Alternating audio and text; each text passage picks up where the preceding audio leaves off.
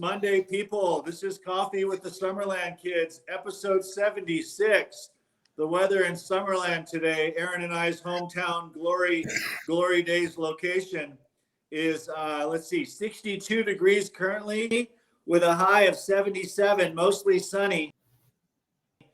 Another amazing Summerland day.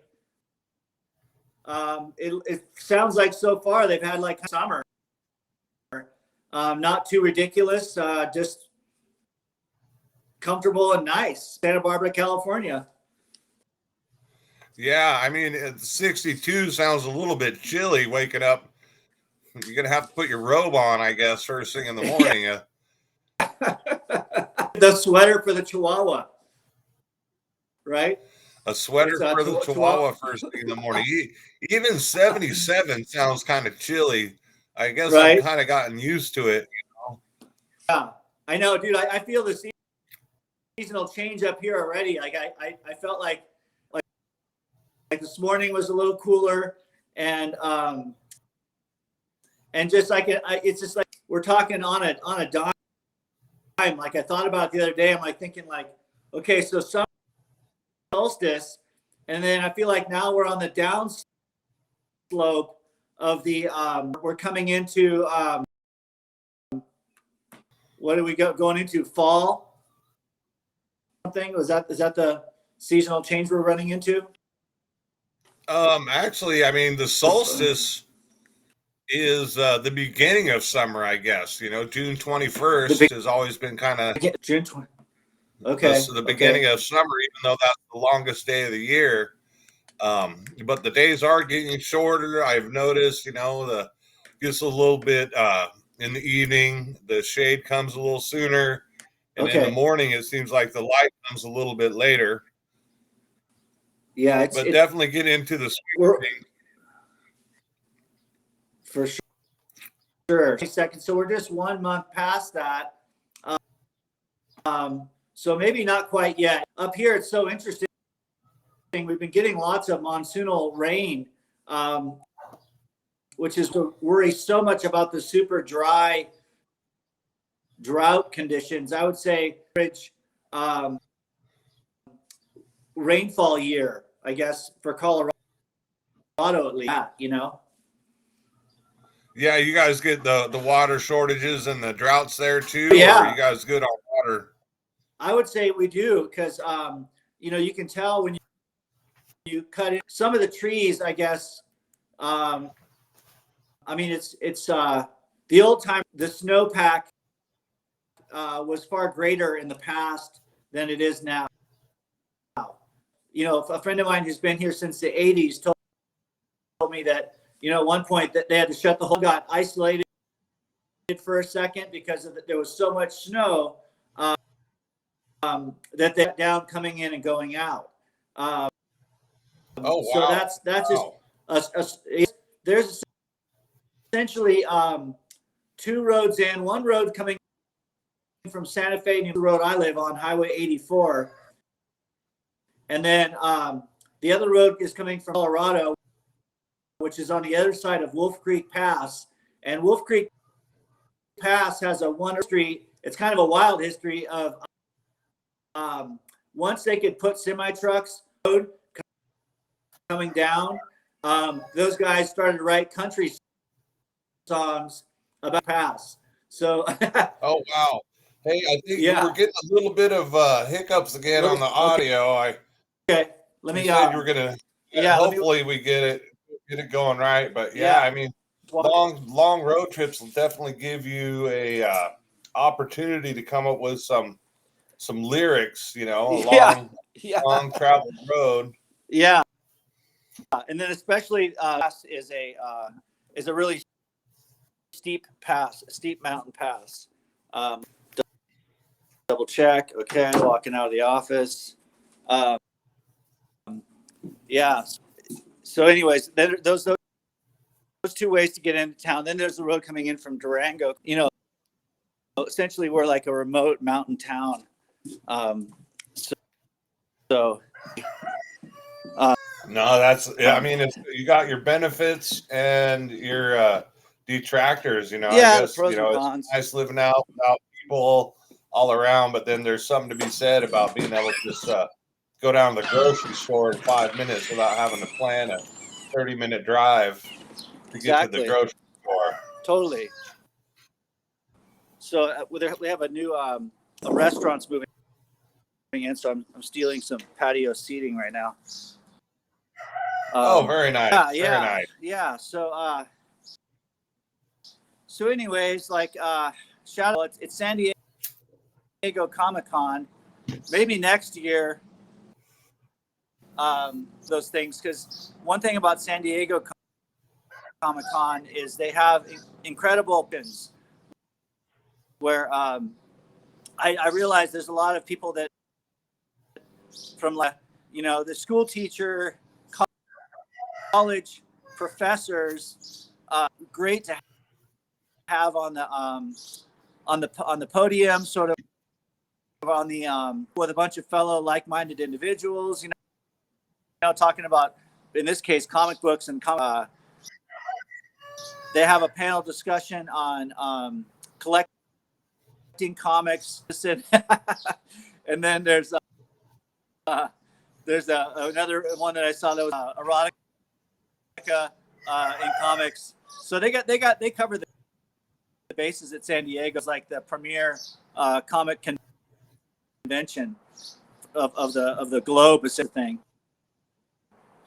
Yeah, San Diego's a big city. It's Yeah. It's I've been there, and it's just amazing how much city there actually is. You go downtown, and they call it downtown. It's the center of downtown, but then there's more town and more town as you go away from the center.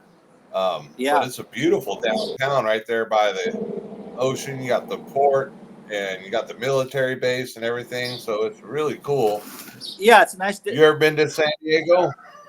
Yeah, I absolutely have. We were for like, I think SeaWorld was down there, and then there's another wildlife park. And then what else? When I was like in my 20s, one of my buddies went to college down there. Ted went to college in San Diego. I love the vibe down there. It's sort of like surfing. Those are some priorities down there. Good qualities of a city to be times. So. Yeah, it's pretty cool. They got the big harbor there, and sometimes people live on their boats, and they got the harbor slip, and basically that's their home on the ocean. But you can't really be sailing around the ocean 24/7, so they dock it up at the harbor and pay a slip, and that's kind of their spot. Yeah, totally. On the Restream refresh, you're frozen right now. So if you refresh, what do you call it? Does the stream keep going for the audience? Yeah, I believe so. It just kind of does a little pause. So we're gonna refresh. Okay.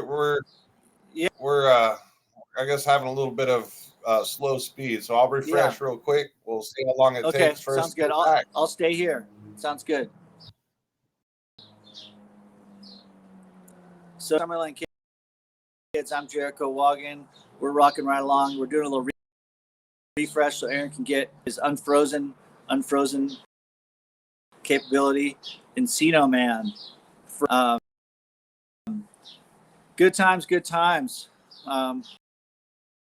Rocking right along. He's back. Jeez. And then so that's cool. Yeah, we're back. Awesome. So it's all the thing about San Diego Comic-Con is was saying got a hotel room right downtown, but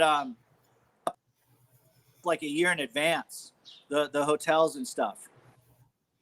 They used to book a year in West Coast Customs car show as well, because when you have a few hundred plus people coming to a location, all driving ahead of time, sometimes for the hotel rooms, Oh yeah, yeah. Yeah, Even places like Vegas that are set up to, have handle. millions and millions of tourists come in.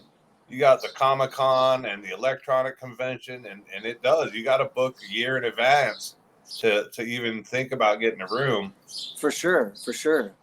Yeah, yeah. So there's probably this year it's pretty much not gonna. I think it might be loading in now. I'm pretty sure it's coming right up the Comic Con.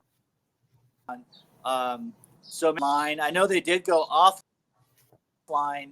1 year for COVID, I believe they did a online presentation of the whole event. But that's because the convention location is a lot of people there that are vending and sharing their stuff. This year, I mean, I know we have a few good big comic like I think Wolverine and Deadpool, and there's a with Joaquin Phoenix and Lady Gaga playing Harley Quinn. So that's so it's just a good excuse to have a good time. The cosplay element, which I love that stuff. People dressing up crazy. It's like a non-Halloween Halloween. Yeah, like everyone dresses up in costume, and I've seen a couple of videos where there's the Star Wars kind of people get together, and every now and then I guess you'll see the same character dressed up, but that's okay. Everything's represented, though. I think it's pretty cool how people really look forward to that, spend a lot of time putting their costumes for the cosplay together. Yeah, it's a whole that's all. I mean, I should jump in and look at it more and realize who's playing. And what is that old Disney It's a Small World After All. It is quite, I find it fascinating. Some people on YouTube, or sorry, Instagram, for example, are sort of like globally known just that they do. There's a girl named, I think it's Linda, where she just loves 1940s fashion, and she's got some pretty heavy hitters, like so true to her I guess her subject matter, just keeping with a theme. So some people are so theme oriented that the people that like that type of theme, of course, follow and like, and that's huge. Sometimes in that realm. No, that's cool. People decorate their houses with a lot of memorabilia. And just like you're saying, that it's not dress up. It's just their style. It's just the way they roll. It's just their style. I know, exactly. And like, I guess they've been breaking some records in Palm Springs. They might have gone over or something, which I think is pretty much almost like a no can for people at least during that part of the day, to probably not really so much outside. Yeah, I mean, basically from about 11:30 or 12 till about 5 in the evening. It's I even go out, make sure I bring the cats in. Yeah, and they give me a little bit of flack. I call myself a cat wrangler because I got to wrangle the cats out from their shady spots. I got a little fishing pole with some string on it, and nice. they're usually pretty susceptible to that. I guess their instinct says chase, and I get them and they come out, and I have to scoop them up and put them inside, and they get a little bit cranky about it. But generally, I don't like them being out during that basically around 11:30 or 12. I'll wrangle them in the house, and we'll shut the doors and turn on the AC rather than running the swamp cooler. I mean, this time of day, we still got the swamp cooler going, but once it hits about 11 or 12, it just doesn't seem quiet enough. It's kind of a bummer because the electrical bill goes up quite a bit. Right. But it's definitely worth it, Yeah. That's what it's all about. Is your is it a local company that provides you up there, or is it like Southern California Edison, or It's who's that? PG&E, Oh, PG&E. Yeah, they're like Pacific Gas and Electric. So they do our right. gas, our natural gas, and our electricity. Okay. And Wow. it's most of the time it's pretty reasonable, but those 3 or 4 months in summer, basically June, July, August, um, those bills can be up there quite a bit. Sometimes close to $300. Oh wow. Yeah. It's worth it though. Yeah. $10 a day to stay cool. Yeah, that's what's up. And then it's cool that you have the partner to things with. That's helpful. Yeah, it's just challenging. I mean, we rely on those basic things nowadays as people off the grid. But there is, like you said, pros and cons to everything. Where when you have a solar powered system, if the system's not a super strong system, you with it a little bit, and be a little more conscious of what time you do what. So you can't run probably the vacuum.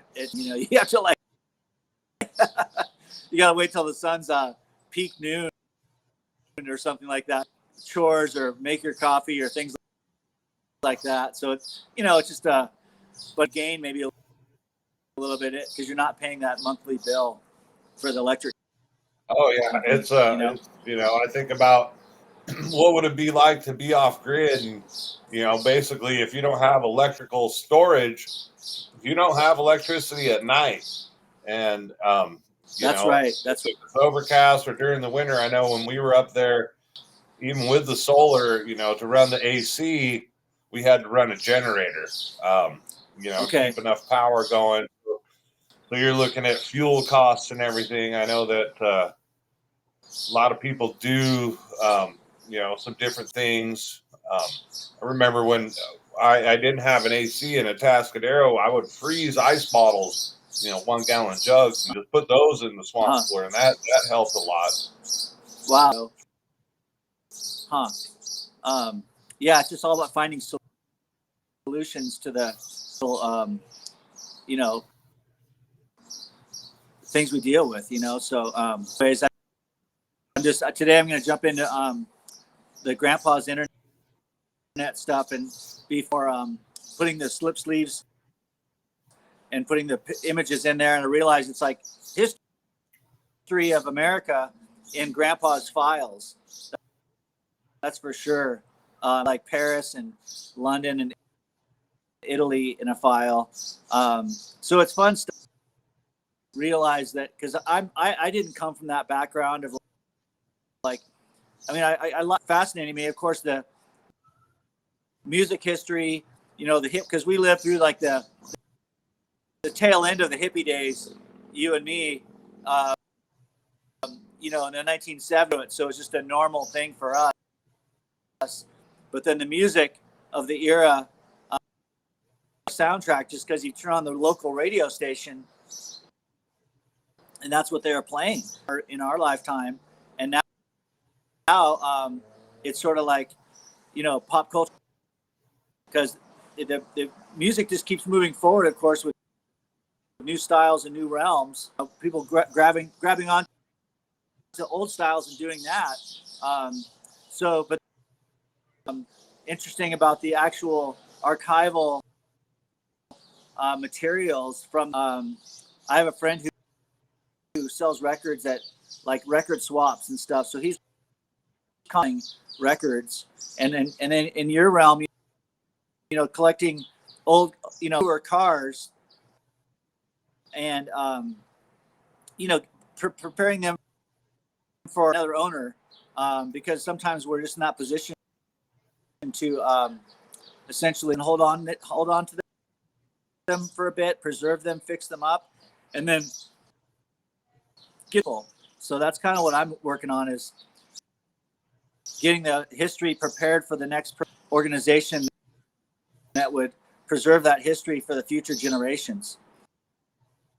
Yeah, absolutely. That's a big thing, because you know, it gets lost. You know, It does. everything. You know, everyone's worried about the best new thing. You know, and you know, it's kind of interesting with the cars and stuff because I'm looking at some of these newer cars, and you know, I guess it's part of marketing and business, the planned obsolescence. Where I was reading about, I forget which kind of vehicle, but it was like there was something in the vehicle that was, you know, designed to go offline. I think it was a starter or something where after a certain number of starts, it's just you can't replace it. Only the factory can do it, and it's almost designed to where it's better just to get a new car. And that's one of the things I like the older cars. You know, I guess the older cars, you know, they're easier to fix. You don't have all the electronics, the computers, the expensive parts, the plastic parts.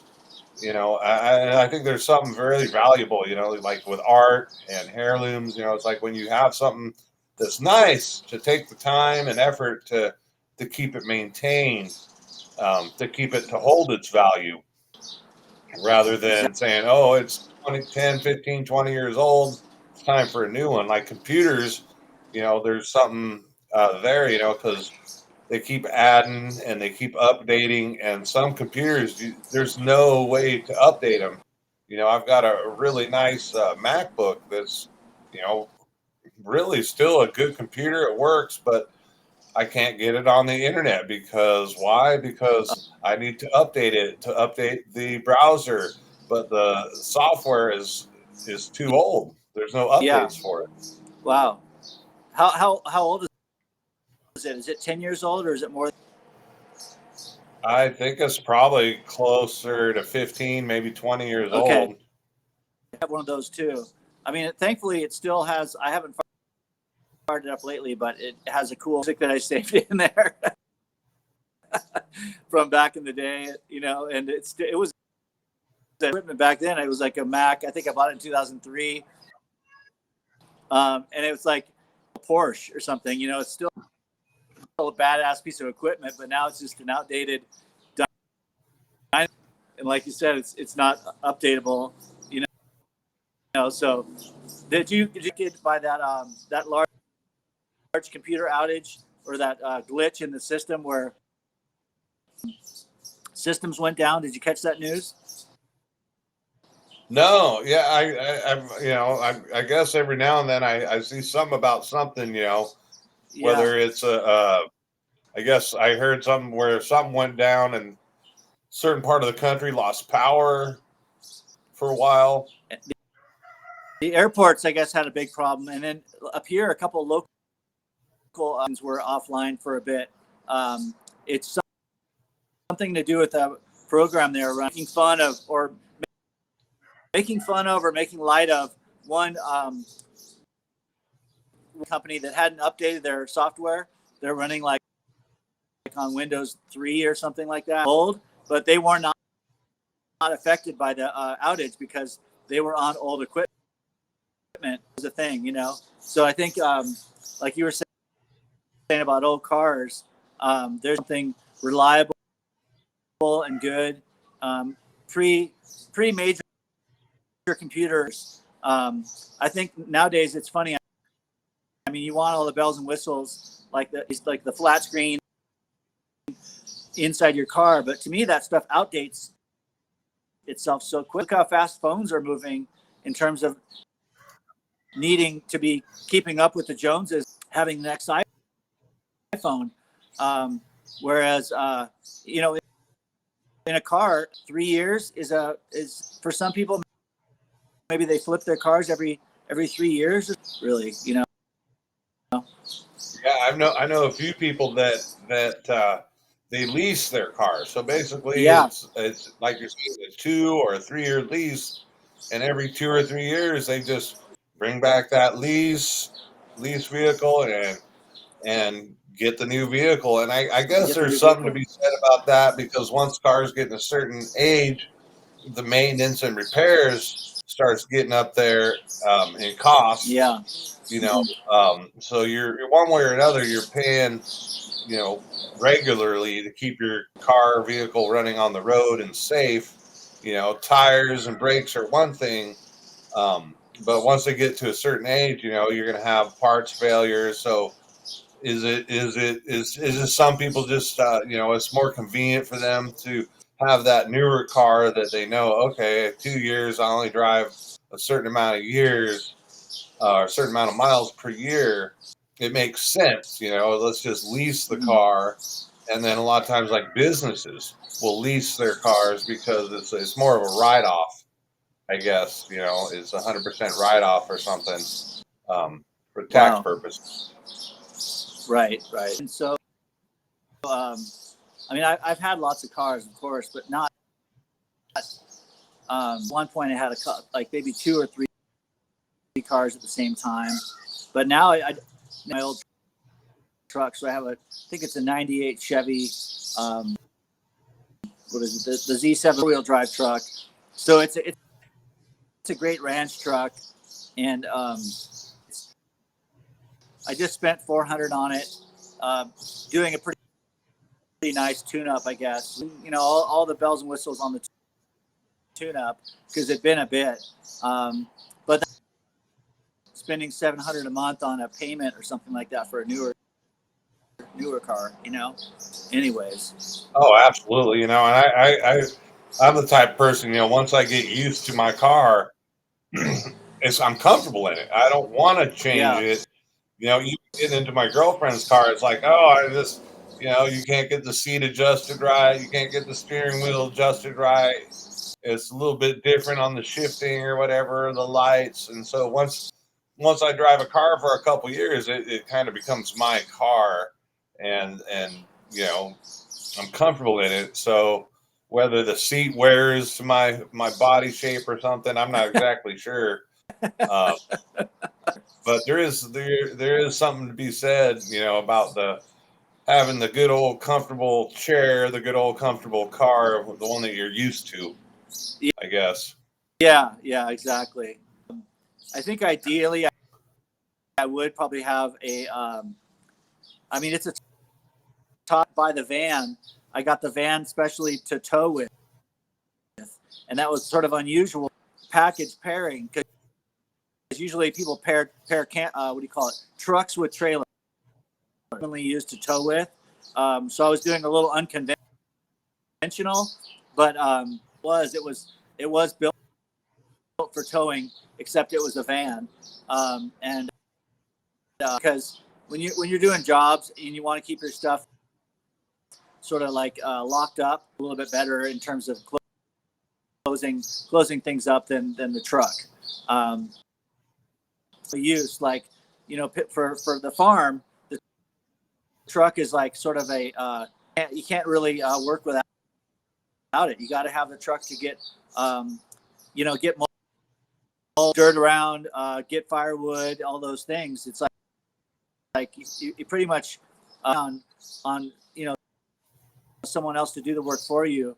But these days, work yourself in some cases, and it's like a meditation of sorts, with firewood, all that kind of stuff, puts you in a mind space where, okay, here's hours, but it gets you in a zone of, in terms of giving rest, even though you're tasking, but you have that mental time that you do, get the job done. Oh, absolutely.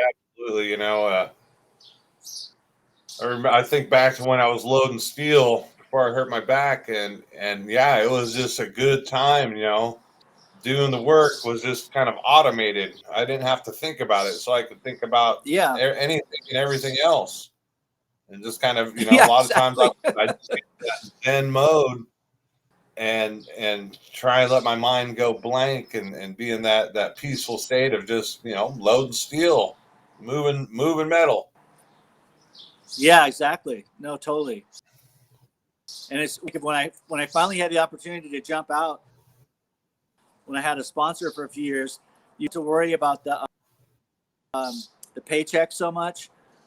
It gives you a real into your own thoughts and of course what's inspiring and when because it is challenging to balance it all, and still have time, mentally, so to not be too bogged down with it, to keep yourself free mentally in a cool, creative, and then enabling yourself to create. That's a big deal. So absolutely. Well, Jericho, it's that time again.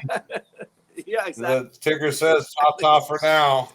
Ticker says ta-ta for now. You have a great day, man. I'll send you the All info right. right Love there, you, brother. bro. We'll see you tomorrow. Love you, man. Have a great day. See you tomorrow. Sounds good.